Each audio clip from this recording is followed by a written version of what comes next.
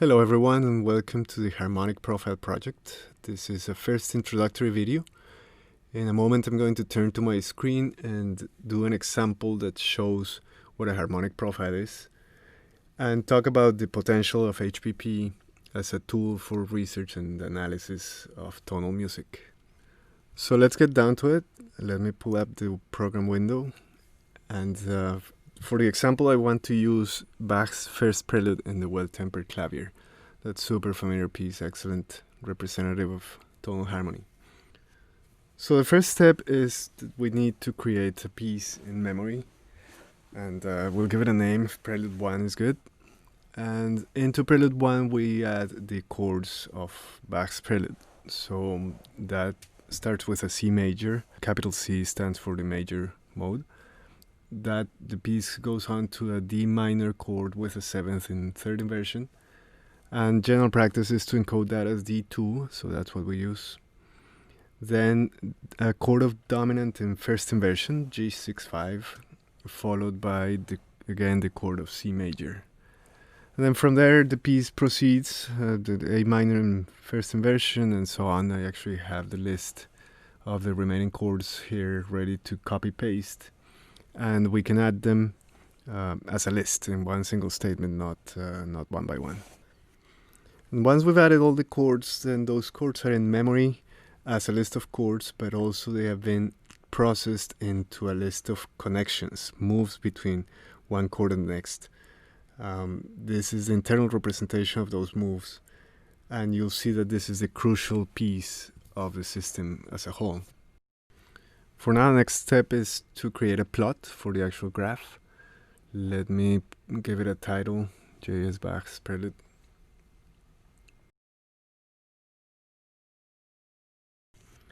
And into that plot we now add the piece that's in memory as Prelude 1. And when we request that plot to be shown, it'll show us the graph of the harmonic profile created by the chords in the piece. And this is it. This is the harmonic profile of Bach's C major prelude. It's a 3D graph, as you can see. And the first thing to note about it is that the pompoms in the graph are not the individual chords of a piece. This is not a list or a visualization of the content of the piece, but rather of how it works harmonically, because the pompoms are showing those moves that I showed you as a list before. So basically what type of chord is going to what type of chord by what intervallic distance. Those are the three basic dimensions in the graph. The from and to dimensions are analogous, and they represent the type of chord.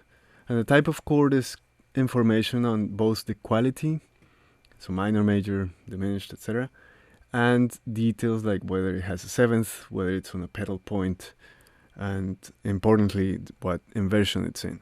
You see the guidelines there showing where major chords start or minor chords, etc., each of the qualities. And within each of them, there's space for different versions of each quality.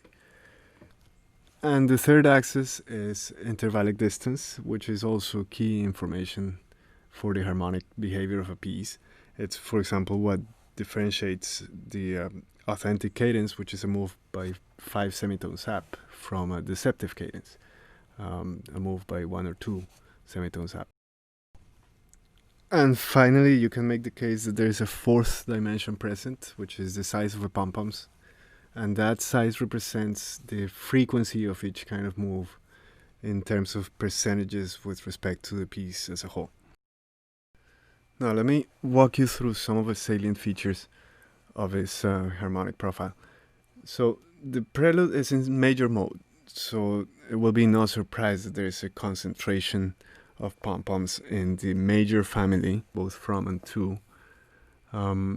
Then the other kind of clustering I see is around the interval of 5. So that's 5 semitones up. It's a perfect fourth ascending, which is obviously the same as the descending perfect fifth. And what that's showing us is that the piece, being paradigmatically tonal, obeys and goes by the circle of fifths. So no surprise there either.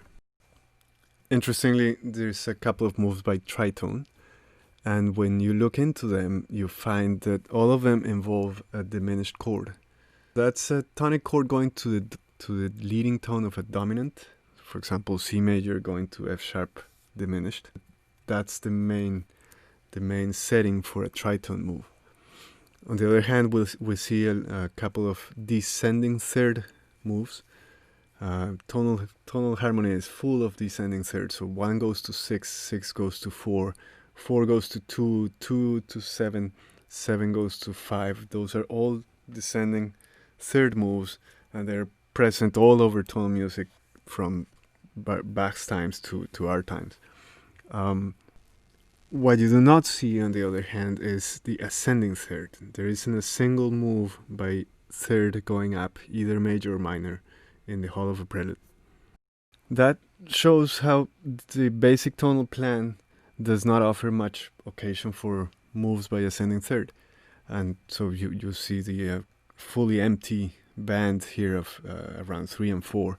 There's no moves by ascending third. Will be interesting to see how that holds up with larger samples or with different kinds of pieces. So that leads me to showing you this other thing. When I was developing the prototype, I also wanted a test for less than standard harmony. And one of the pieces I did was Haydn's Chaos Movement from the Creation, which is a piece in which Haydn consciously tried to avoid standard resolutions and standard moves. And I have the graph, the harmonic profile of the Chaos Movement here.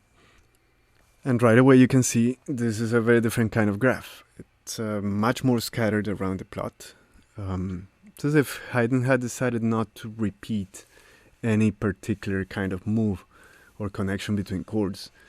So apart from very basic ones, all the moves that happen only once. They're unique, so it creates much more varied progressions, and the resulting graph is much more scattered.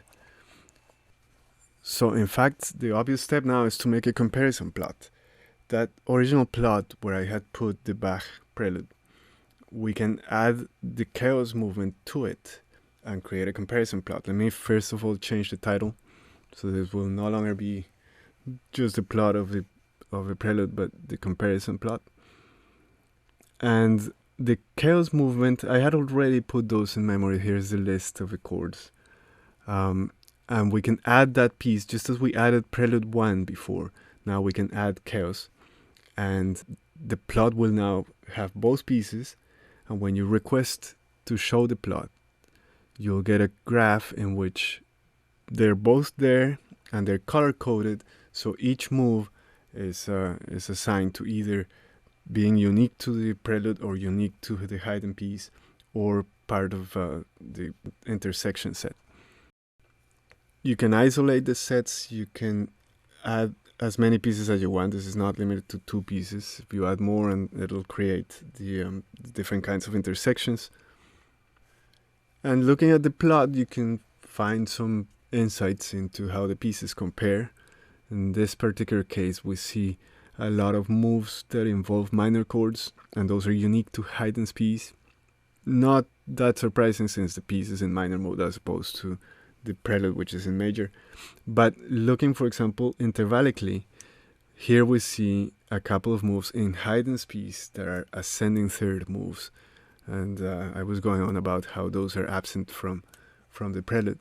So interesting. And there's other things you can extract from this graph, I'm sure. But this is a very small sample. It's 2 pieces of about 40 measures only. And I think the true potential of a tool has more to do with larger collections of pieces, larger samples. Then you can compare genres, set the well-tempered clavier against Bach's cantatas or chorales, and see the difference between instrumental and vocal music. Or look for stylistic differences between composers and see if there are traits that make it to the plot of well-tempered clavier versus the Four Seasons. Obviously, comparisons between time periods. Chopin's preludes, what does that difference of 100 years look like with respect to the well-tempered clavier, and so on. In fact, that's just the beginning. You can imagine what happens when we start involving jazz harmony or popular music in general comparisons between bands, between styles, between genres. So in general, this is a very open-ended tool with the potential to offer insights and support claims or refute claims in a variety of contexts and research interests. And that's part of why I wanted to put it out there and share it right away, even in these early stages.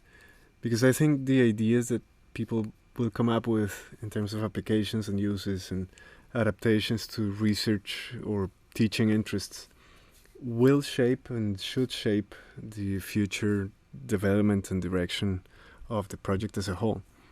So I would encourage everyone to keep an eye out for those potential ideas and to get in touch. I'm looking forward to hearing how this hits or misses your research interests, and in general to everyone's feedback and thoughts.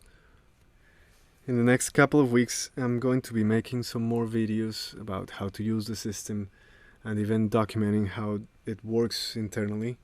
There's a lot of development that's possible, and of course I welcome everyone's participation and involvement and help. So feel free to subscribe to the channel. For the moment, I'm hosting the project in my website, so I'll put a link to that as well. Feel free to check that out. And this is it for this introduction. So thanks so much for listening and for your interest. And I look forward to hearing from everybody. Bye-bye. Thanks.